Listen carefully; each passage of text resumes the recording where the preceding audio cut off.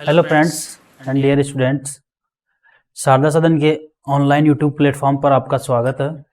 Today we are talking about another topic of organism and population. तो organism और population का जो chapter चल रहा है अपना 13 का, उसी में से किसी एक अलग टॉपिक की हम बात कर रहे हैं। और ये जो टॉपिक है वो ये आपको दे रखा है पॉपुलेशन। अभी आप बोलोगे सर पॉपुलेशन वाली बात पहले आ गई थी। बिल्कुल आ गई थी, पॉपुलेशन वाली बात हमारी पहले आ गई थी, लेकिन अब हम यहाँ क्या समझेंगे बच्चों? सबसे बड़ी बात है अब हम यहाँ पर क्या समझेंगे।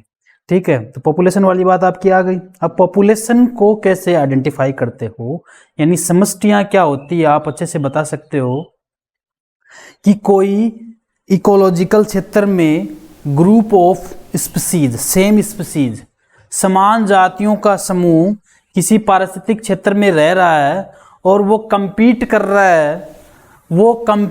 रहा है किस किस के लिए? वो फाइट कर रहा है, प्रतिस्पर्धा कर रहा है किस किस के लिए भाई? वो कर रहा है स्पर्धा भोजन के लिए, जनन के लिए और आवास के लिए। किसके लिए? आवास के लिए। तो आप कह सकते हो कि सर ये जो चीज है ये पॉपुलेशन और एक ऑर्गेनिज्म अलग चीज हो गई। ऑर्गेनिज्म मिलकर पॉपुलेशन बनाते हैं, यानी समष्टि मिलकर समष्टियां बनाती है। समष्टि की अगर हम बात करें तो ये एक इंडिविजुअल कैरेक्टर है, व्यक्तिगत विशेष हो गए, सिंगल हो गया ना। यदि आप किसी ऑर्गेनिज्म की डेफिनेशन दे रहे हो तो आप ऐसे दे सकते हो कि सर वो जन्म सकता है और मर सकता है, मतलब जन्म होता है उसका और एक उसकी मृत्यु हो जाएगी। क्या आप किसी पॉपुलेशन की ये विशेषता बोल सकते हो क्या? आप बोल के देखो सर पॉपुलेशन जन्मती और मरती है, कहीं नहीं बैठ रहा है। तो पॉपुलेशन के अंदर कभी भी डेथ और बर्थ कैरेक्टर के रूप में आइडेंटिफाई नहीं रहेंगे। बात को समझे अच्छे से। यानी आप किसी समष्टियों की बात कर रहे हो तो वहां पर जन्म और मृत्यु दो चीजें। लास्ट में इनमें से प्रश्न पूछूंगा आपसे, आप बता के जाओगे, कॉन्सेंट्रेट रहें, अच्छे से समझे। आप किसी पॉपुलेशन के अंदर जन्म और मृत्यु नहीं बोल सकते, आप बोल सकते हो जन्म दर और मृत्यु दर। समझ में आ गई? तो अब प्रश्न आता है कि किसी पॉपुलेशन की क्या विशेषताएं होती है। टॉपिक आपका पॉपुलेशन का नहीं है, टॉपिक आपका है पॉपुलेशन के गुण या पॉपुलेशन की विशेषताएं, समष्टियां के गुण और समष्टि की विशेषताएं। पहला इसका गुण है जन्म दर, मृत्यु दर, साइज, एज, ये करेक्टर हो गए इसके। तो पहली अगर हम बात करें तो पहले तो देखो ये सिंगल ऑर्गेनिज्म की डेफिनेशन दे रखी है। जब आप किसी पॉपुलेशन को परिभाषित करते हो तो कैसे बात करोगे कि एक ऑर्गेनिज्म है और ये ऑर्गेनिज्म ग्रुप में रह रहा है, यानी ऐसे बहुत सारे ऑर्गेनिज्म कहां रह रहे हैं? सुपरिभाषित भौगोलिक क्षेत्र, यानी सुपरिभाषित ऐसा भौगोलिक क्षेत्र जिसका आपको पता है। परिभाषित का मतलब ऐसा भौगोलिक क्षेत्र जिसका आपको पता है। सेम रिसोर्सेज है। अब ये ऐसे चाहे 50 हो, चाहे 100 हो, चाहे 150 हो, जैसे 150 भेड़ है, रिसोर्सेज सेम है सबके लिए। रिसोर्सेज मतलब संसाधन, संसाधन सारे सेम है। मतलब सेम का मतलब ये नहीं है कि भाई 50 भेड़ों को अलग रिसोर्सेज मिलेंगे और 50 भेड़ को अलग रिसोर्सेज मिलेंगे। यानी पानी पीने के लिए भी एक ही कुंड उनके लिए, सेम रिसोर्सेज। खाने के लिए भी एक ही खेत पड़ा है, सेम रिसोर्सेज। बैठने के लिए भी एक ही जगह पड़ी है, सेम रिसोर्सेज। तो सेम रिसोर्सेज अगर उनमें है और उनकी संख्या है तो ऑब्वियसली उनके अंदर क्या स्टार्ट हो जाएगी? स्पर्धा। इसलिए लड़ाई स्टार्ट हो जाती है। अब वो लड़ाई किन किन चीजों के लिए करेंगे? पहला तो उनका जो कर्तव्य बनता है वो भोजन के लिए, फिर वो रहने के लिए। जब इन दोनों में वो स्टेबल हो जाते हैं, काफी दिन निकल जाते हैं, तो फिर वो किसके लिए? मतलब पहला भोजन के लिए, फिर रहने के लिए, और जब इन दोनों में स्टेबल हो जाते हैं तो वो जनन के लिए compete करते हैं। तो ये तो आपकी किसकी बात आ रही है? पॉपुलेशन की डेफिनेशन ही दी है यहाँ पे। अब हम बात करेंगे किसकी? गुण की। देखो यहां पर एक वर्ड, एक और चीज है जो आपके एनसीईआरटी ने जो मेंशन कर रखा है, मैंने वही दिया है और उससे ज्यादा आपको कुछ नहीं पढ़ना, एक भी हटकर टॉपिक नहीं जाएगा। यहां पर ये जो जनन है ना, इसको एनसीईआरटी ने संकरण दे रखा है। बात वही है, संकरण जो वर्ड है उसका केमिस्ट्री में भी यूज हो जाता है, लेकिन इसका मतलब अलग अलग जगह पर अलग अलग निकलता है। ठीक है, तो संकरण दे रखा है, संकरण को इंग्लिश में कहते हैं इनब्रीड। क्या कहते हैं? इनब्रीड। तो ये जो संकरण है, अब ये देखो वो बात आपको समझ में आ गई कौन सी, कि कोई ऑर्गेनिज्म जब ग्रुप में रह रहा है तो वो किन किन चीजों के लिए compete कर सकता है। भाई संकरण के लिए compete करेगा, भोजन के लिए, आवास के लिए। अब ये बोल रहा है यहाँ पर, जैसे एनसीईआरटी की हम बात करें, ये बोल रहा है कि जो संकरण है ना वो सिर्फ सेक्सुअली रिप्रोडक्शन के लिए यूज करते हैं। अगर आप किसी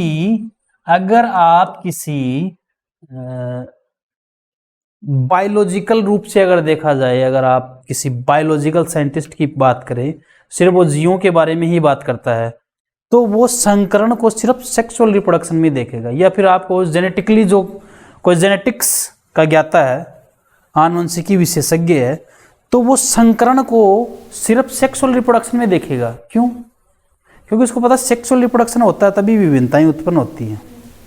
सेक्सुअल रिप्रोडक्शन होता है तभी क्या उत्पन्न होती है? विभिन्नताएं उत्पन्न होती है। तो वो कौन सा वैज्ञानिक है?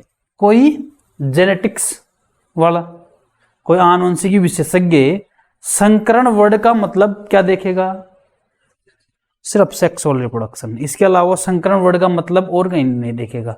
लेकिन ऐसा नहीं है, अगर आप किसी ऐसे साइंटिस्ट की बात कर रहे हो जो इकोलॉजिकल है, भूगोलिक वैज्ञानिक है, इकोलॉजिकल है, पारिस्थितिकी वैज्ञानिक है, तो वो संकरण वर्ड का मतलब एसेक्सुअल भी देख सकता है। क्योंकि उसको तो संख्या बढ़ने से मतलब, चाहे ऑर्गेनिज्म, चाहे पॉपुलेशन एसेक्सुअल से बने चाहे सेक्सुअल से बने, उसको विभिन्नताओं से कोई मतलब नहीं है उसको। तो एनसीईआरटी के अंदर ये बात दे रखी है कि संकरण का मतलब वैसे तो सेक्सुअल रिप्रोडक्शन के लिए होता है, लेकिन सेक्स ये जरूरी नहीं कि हमेशा ही सेक्सुअल रिप्रोडक्शन के लिए होता है, एसेक्सुअल रिप्रोडक्शन के लिए भी संकरण का वर्ड इस्तेमाल करेंगे। ठीक है, आ गई बात समझ में? तो ये जैसे मैंने आपको ये चीज नहीं दे रखी है आपको कि कोई जेनेटिक्स वाला साइंटिस्ट है, ये तो मैं ही बता रहा हूँ आपको कि मान लो कोई आनुवंशिकी वैज्ञानिक है, तो वो संकरण को सिर्फ सेक्सुअल रिप्रोडक्शन के नजरिए से देखेगा, क्योंकि उसको पता है सेक्सुअल रिप्रोडक्शन होता है तब भी डीएनए रेप्लिकेट होता है, तभी विभिन्नताएं आती है। तो उसको इससे लेना देना क्या है? वो मतलब ही नहीं निकालेगा इससे। लेकिन आप किसी ऐसे साइंटिस्ट की बात कर रहे हो जो मान लो प्रकृति का अध्ययन करता है, जीवों का अध्ययन एक बहुत बड़े क्षेत्र पे कर रहा है, इकोलॉजिकल, तो वो तो इसको भी संकरण का ही प्रोडक्ट मानेगा। क्यों? वो तो यही कहेगा ना कि भाई यहाँ पर जातियों से मतलब है, न कि उनमें वेरिएशन से मतलब है, मेरे को उनकी संख्या गिननी है। तो वो चाहे किससे बने, सेक्सुअल से बने चाहे एसेक्सुअल। तो ये बात आ जाती है इसमें संकरण में। नेक्स्ट इसकी स्लाइड में हम देखते हैं, तो देखो विशेषता की हम बात करें तो इसमें पहली विशेषता आ रही है आपकी जन्म दर। इस जन्म दर को हम पर कैपिटा पर निकालते हैं, प्रति व्यक्ति। पर कैपिटा का मतलब प्रति व्यक्ति जन्म दर निकालते हैं। कैसे? कि भाई 1000 व्यक्तियों में जन्म लेने वालों की संख्या प्रति व्यक्ति में आ जाएगा। वो लास्ट में कैसे निकालेंगे वो बता रहा हूं। प्रति व्यक्ति में निकालते हैं। किस में निकालते हैं? प्रति व्यक्ति में निकालते हैं। नहीं समझे? देखो मैं समझाऊंगा आपको कि आपको मान लो जयपुर जाना है, तो जयपुर आप जा रहे हो, तो आपकी गाड़ी की जो रफ्तार है, मान लो वो आपकी गाड़ी की रफ्तार जैसे ऐसे मान लो कि 1 घंटे में आपकी गाड़ी की रफ्तार जो है 60 किलोमीटर तक पहुंचा देती है। 1 घंटे में आप, मतलब रफ्तार छोड़ो, 1 घंटे में आपको 60 किलोमीटर पहुंचा देती है। तो अब वो ऐसे बोल रहा है कि वो कलकत्ता जाएंगे तो वो कितना टाइम ले लेगी। तो आप घंटे घंटे को जोड़ना छोड़ो ना, आप उसको एक यूनिट निकाल के बता दो, एक यूनिट निकाल के बता दो, छोटी सी छोटी, वो अपने आप ही कैलकुलेट कर लेगा। जैसे अपन नहीं बोलते क्या प्रति मिनट, भाई प्रति मिनट मेरी गाड़ी ये चलेगी। अब तो चले जा, कहीं पे भी चले जा, इसको जोड़ लेना बस आपस में। 100 मिनट चल रहा है, 1 घंटा चल रहा है, तो यहाँ पर तू 60 मिनट कर देना, 60 से कैलकुलेट करके बता देना। तो हम इस इकाई में निकालते हैं। तो जो जीवों की संख्या है वो भी इकाई में निकल सकती है ना। अरे एक कैंडिडेट तो जन्म लेता ही है, चाहे आबादी हो, एक कैंडिडेट तो जन्म लेगा ही, तो प्रति व्यक्ति में निकाल सकते हैं ना। तो अब ये बात समझ में आनी चाहिए आपकी, जन्म दर की जहां बात करते हैं तो आप बोलोगे सर बहुत सारी चीजें होनी चाहिए जन्म दर में। तो लेकिन नहीं, प्रति व्यक्ति में ही निकालेंगे इसको, पर कैपिटा में ही निकाल के देंगे आप। मृत्यु दर की, मरने वालों की संख्या, एक निश्चित आबादी में निश्चित समय में पर्टिकुलर टाइम में, देखो इसको कैसे समझोगे, एक दिए गई आबादी के अंदर निश्चित समय में मरने वालों की संख्या। जब आपको टाइम दे दिया गया, आबादी दे दी गई, मरने वालों की संख्या दे दी गई, तो आप निकाल सकते हो आसानी से। टाइम तो देगा ही, जब साल भर में मर गया कोई एक, 100 व्यक्ति थे और 100 व्यक्तियों के अंदर साल भर में कोई एक कैंडिडेट की मृत्यु हो गई, तो आप क्या बोलोगे, आप क्या बोलोगे कि किसी दिए गए क्षेत्र में, कोई भौगोलिक क्षेत्र दिए गए क्षेत्र में मरने वालों की संख्या टाइम के अकॉर्डिंग, किसके अकॉर्डिंग, टाइम के अकॉर्डिंग, ठीक है, ये पर कैपिटा में आ जाएगा। ठीक है, अब देखो यहां पर एक एग्जांपल दे रखा है, सामने देखिए, मैंने ये अलग से नहीं बनाया, एनसीईआरटी में है और इसको आपको सॉल्व करना और याद भी रखना है। हो सके तो अपनी रफ कॉपी में इसको फटाफट नोट कर लीजिए, मैं समझा रहा हूं आपको। अगर किसी ताल में, ताल का मतलब पाउंड में, किसमें, पाउंड में, पिछले साल कमल के 20 पौधे थे, ये क्या बोल रहा है, यानी जो कमल है, कमल का जो फ्लावर है उसके 20 पौधे थे और इस साल वो इनमें 8 इंक्रीज हो गए। मैं इसको शॉर्ट में निपटा दिया मैंने इसको, उसने तो पूरी हिंदी में लिख रखी है बात, तो इसको मैंने शॉर्ट में निपटा दिया कि उसमें कितने बढ़ गए, 8 बढ़ गए। तो देखो इसको निकालते हैं, तो 20 + 8 कितने हो गए टोटल, 28। अब आप बर्थ रेट निकाल रहे हो, क्या निकाल रहे हो, बर्थ रेट। तो देखो बर्थ रेट जब निकालते हो तो जो इंक्रीज हुआ है वो आप ऊपर निकलो, या डिक्रीज हुआ है वो भी आप ऊपर लिखो, यानी मरने वालों की संख्या या पैदा होने वालों की संख्या आप ऊपर ही लिखोगे, बट्टे में इनिशियल चीज लिखोगे, बस ये याद रखना, शुरुआती चीज, बट्टे में शुरुआती चीज। जैसे वापस समझो कैसे निकालेंगे हम, ऊपर लिखोगे आप मरने वालों की संख्या या जन्म लेने वालों की संख्या, नीचे प्रारंभिक अवस्था, ये हो गई, मान लो मैं आपको ये बता रहा हूं इनिशियल फॉर्म। तो देखो कितने जन्मे, 8, और इनिशियल क्या है अपने शुरुआत में, अपने को इससे नहीं लेना देना है, 20 भाग दे दो 0.4 संतति प्रति कमल प्रति वर्ष। अब ये 0.4, अब 0.4 क्या है सर, 0.4 फूल थोड़ी है कोई, नहीं, वो इसको प्रति वर्ष के हिसाब से निकाल के दे रहा है कि अब ये ऐसे बोल रहा है कि अब इसको आप कैलकुलेट करते जाओ, चाहिए आप इसको, अगर आपके 8 बढ़ते हैं इतनी आ रही है, अगर आपके 16 बढ़ेंगे तो यहाँ पे और इंक्रीज हो जाएगा, अगर आपके यहाँ पे 8 8 16 8 24 832 जाएंगे तो यहाँ पे और इंक्रीज हो जाएगा। वो इसको एक इंक्रीज टाइम में बता रहा है, न कि वो आपको ये बता रहा है कि 0.4 कमल बढ़े, ऐसे कौन से कमल बढ़ेंगे 0.4, वो एक रेशियो बता रहा है आपको। ये तो हो गया, ये जो एग्जाम्पल है ना एनसीईआरटी ने दे रखा है, ये एग्जाम्पल आपसे पूछ सकता है, ये एग्जाम्पल तो है जन्म लेने के लिए, और एक मृत्यु का एग्जाम्पल भी दे रखा। अगर प्रयोगशाला में समष्टि में 40 फल मक्खियां हैं, कितनी है, में से 4 यानी 4 व्यक्तिगत 4 मर गई, 1 वीक की बात कर रहा है ये साल की बात नहीं कर रहा, 1 वीक की बात कर रहा है। तो अब ये बोल रहा है कि इसका वो निकालिए, रेशियो निकाल के दीजिए। तो आप क्या करोगे, डेथ रेट निकाल रहे हो, ठीक है, ये आप क्या लिखोगे भाई, पैदा होने वाले या मरने वालों की संख्या बटे इनिशियल, इनिशियल क्या आपका 40 भाग दिया 0.1 व्यष्टि प्रति फल मक्खी प्रति सप्ताह, सारी चीज लिख दी आपने। तो ये हो गया आपका जन्म दर और मृत्यु दर निकालने का एक तरीका, ठीक है। अगर आपसे ये एग्जाम्पल दे रखा है, इससे घुमाकर आपसे कोई भी एग्जाम्पल पूछ ले तो आपको सीधी सी बात याद रखनी है, क्या कि भाई पहले तो सर ऊपर तो लिखेंगे हम क्या, जन्म लेने वालों की संख्या या मरने वालों की संख्या, दोनों तो एक साथ नहीं रहेंगे, क्या तो जन्म के लिए पूछेगा वो, क्या मृत्यु के लिए पूछेगा, और बटे में सर जो शुरुआत में जो था जोड़ के और घटा के नहीं, जो शुरुआत में था उसका भाग दे देंगे, प्रति संख्या निकाल देंगे हम, ठीक है भाई। नेक्स्ट हम बात करेंगे लिंग अनुपात की, किसकी बात कर रहे हैं, अच्छा एक करेक्टर आपका कौन सा हुआ, देखो मैं बात करते जा रहा हूं हम बात कर रहे हैं बच्चों, किसकी बात कर रहे हैं हम बात कर रहे हैं कि किसी समष्टियों की क्या गुण हो सकते हैं। तो एक गुण तो उसका जन्म दर, एक है उसका मृत्यु दर। अब एक आ गया आपका लिंग अनुपात, ऐसे याद रखना, ठीक है। लिंग अनुपात की अगर हम बात करें तो लिंग अनुपात क्या होता है भाई, नर और मादा, मेल और फीमेल, स्त्री और पुरुष की हम बात करें, हम मानव जाति के लिए अध्ययन कर रहे हैं तो उसी में निकाल रहे हैं, स्त्री और पुरुष क्या रेशियो का अनुपात, की संख्या का अनुपात, किसका, की संख्या का अनुपात। कभी भी ओड में निकल सकता, इवन में निकल सकता, हाफ में कभी नहीं निकलेगा। 3.5 ऐसे थोड़ी निकल जाएगा, क्या तो 3 होगा, क्या 4 होगा, नहीं निकलेगा ना। तो कभी भी हाफ में नहीं निकलेगा, ओड या इवन में निकल सकता है। अच्छा, रेशियो हमें क्या कहता है, इसमें कुछ ज्यादा नहीं दे रखा, बस इतनी सी बात लिख रखी है एनसीईआरटी ने, मेल और फीमेल का रेशियो, बस, इसके अलावा कुछ नहीं लिख रखा।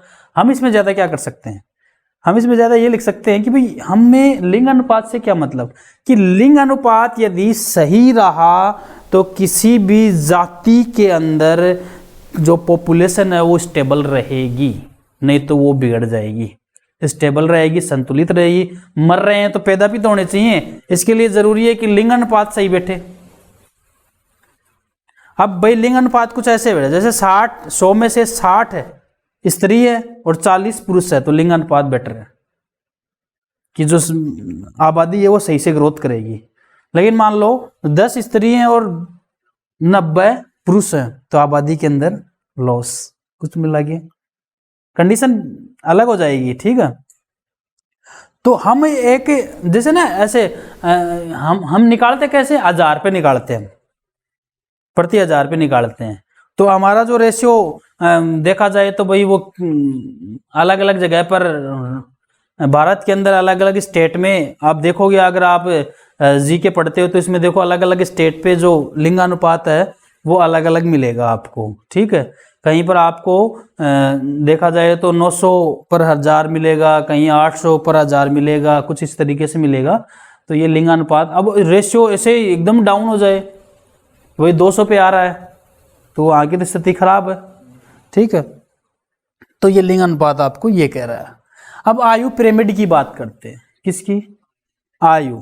देखो आयु जो है वो बहुत जरूरी है, और आयु जो है वो आपको ये बताती है कि इस आबादी के अंदर, इस आबादी के अंदर जो साइज ऑफ पॉपुलेशन है वो कब तक स्टेबल है, यानी आबादी की जो संख्या आपकी कब तक बढ़ सकती है और कब तक नहीं बढ़ सकती। ये डिपेंड करता है आयु पे। किस पे डिपेंड करता है, आयु पे।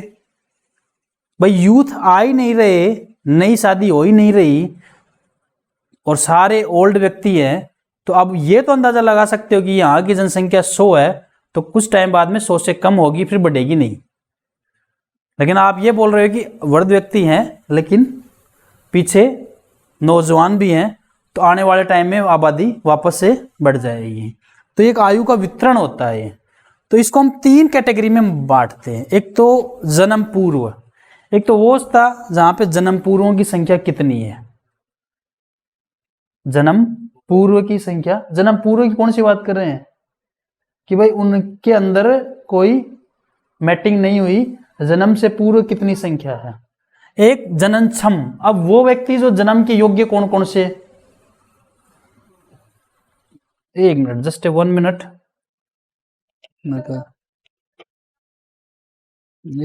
1 मिनट, तो जननक्षम, जननक्षम, और हाँ जननक्षम में है, जन्म क्षम नहीं होगा,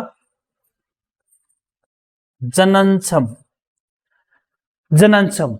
अब ये है कि जननक्षम जो जनन करने की जिनके अंदर क्षमता वो कितने हैं, और जन्मोत्तर, और एक वो है जो जिन्होंने कर लिया और अब उनकी संख्या यानी एक ओल्ड कैटेगरी में चले गए, जन्मोत्तर, जन्म के बहुत बाद में चले गए।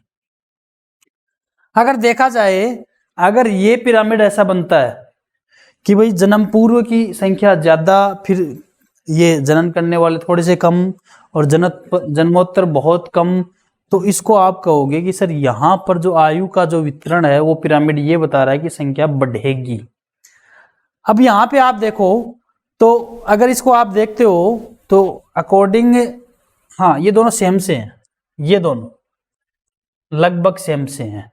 तो जब जनन पूर्व और जनन क्षम दोनों की जो संख्या है वो लगभग सेम सी रहे तो आप इसको कह सकते हो कि स्थिर मामला हो गया ये, ठीक है। अब ये जो है इसमें यदि इनकी संख्या बढ़ रही है किस, और इनकी कम और इनकी कम, देखो ये कंडीशन भारत में है,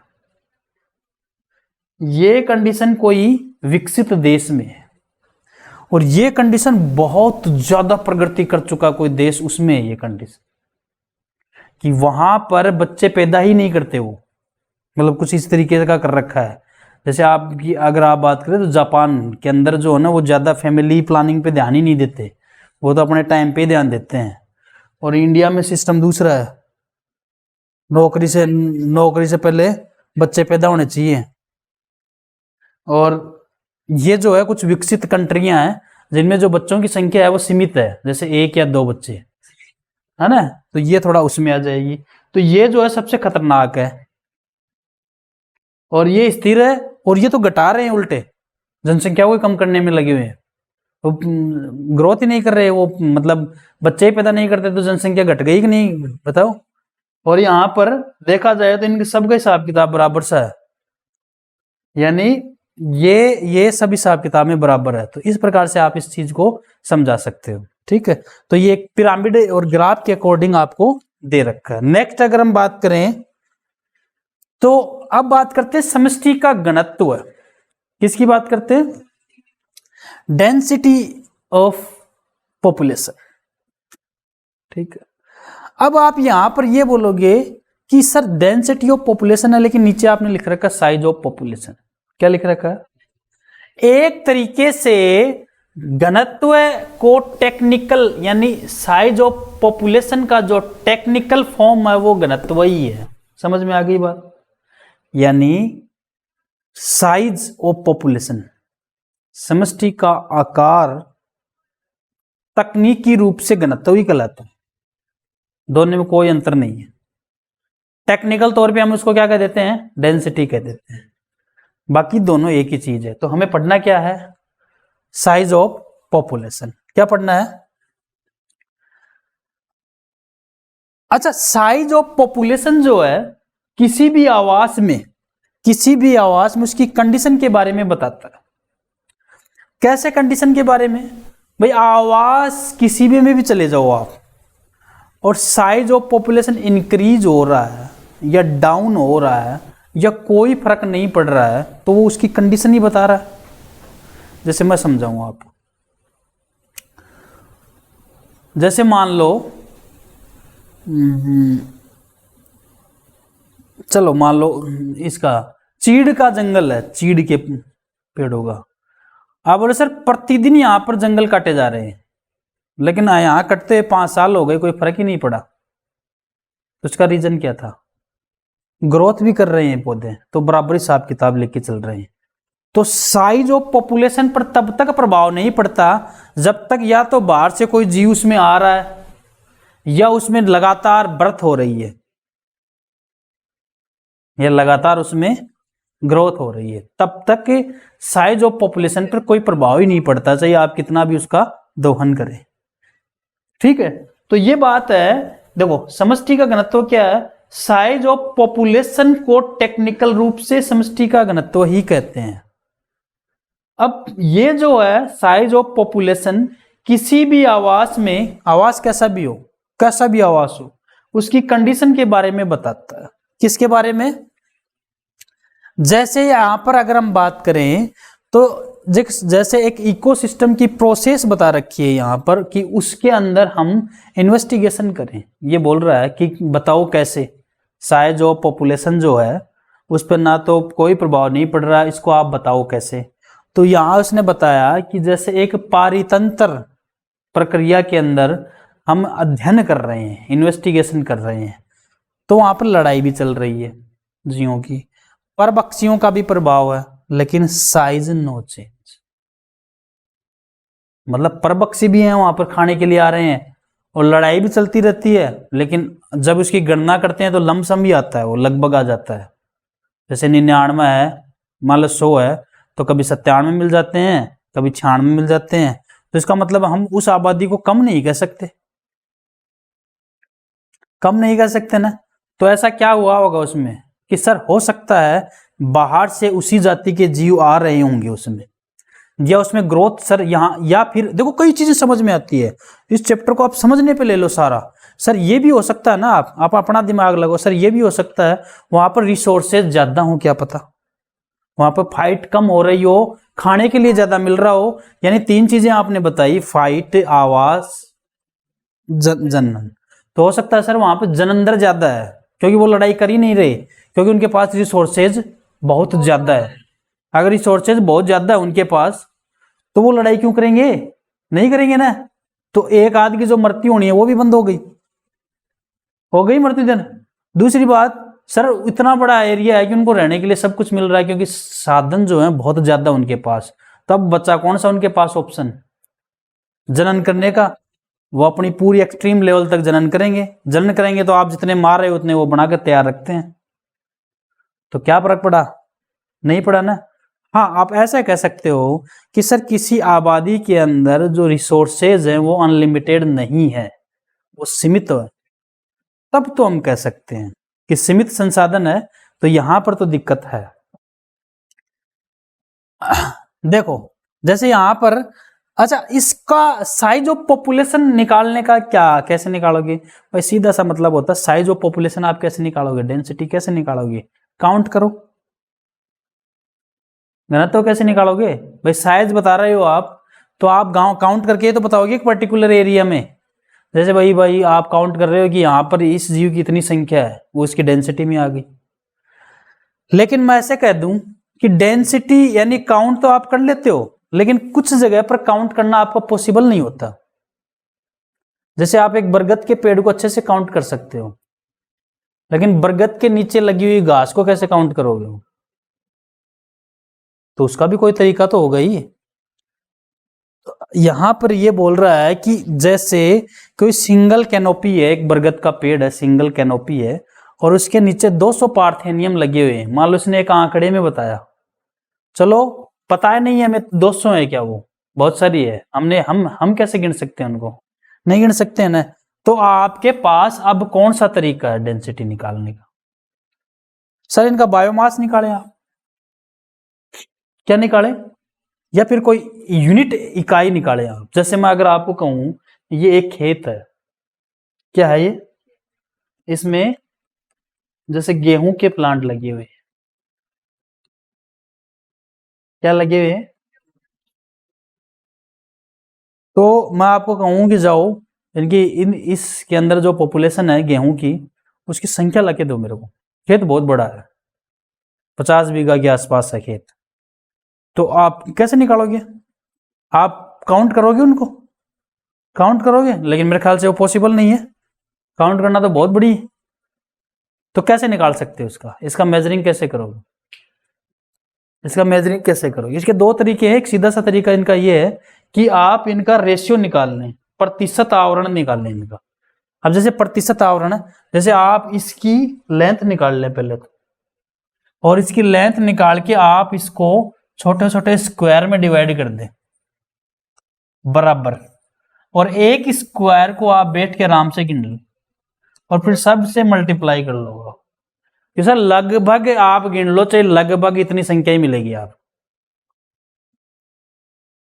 बायोमास का अलग होता है कि उसका कंटेन इस प्लांट के अंदर कितना वेट है, उसके आधार पर निकाला जाता है।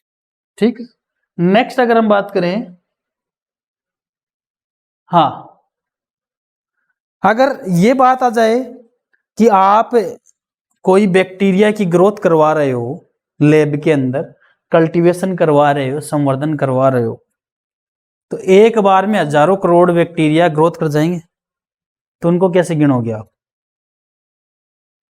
पॉसिबल नहीं है ना। तो आप क्या बोलोगे, सर वो जो पेट्री डिश है बता देंगे, हो सकता है एक कॉलोनी का आकलन करने में हम टाइम लगा दें। जैसे टाइगर है, किसी जंगल में कितने टाइगर है, तो वैज्ञानिकों के पास इनका एक अलग तरीका होता है, दो तरीके होते हैं इनके पास। एक तो इनका तरीका होता है कि वो इनके पैरों के निशान गिनते हैं, न कि टाइगर को जाके गिनेंगे। क्या गिनते हैं? एक पर्टिकुलर एरिया लेते हैं कि भाई टाइगर यहीं मिल सकते हैं, और उनके पैरों के निशान से। दूसरा, इसमें उनको दिक्कत हो जाती है पैरों के निशान में, ज्यादा भी हो जाए। फिर इनके पास एक दूसरा तरीका होता है, ये इनके मल का काउंटिंग करते हैं। भाई खाया है तो मल तो विसर्जन किया ही होगा, तो मल विसर्जन के आधार पे जैसे पर्टिकुलर एक कैंडिडेट को ये काउंट करते हैं। थोड़ा फनी टाइप हो गया लेकिन करते हैं।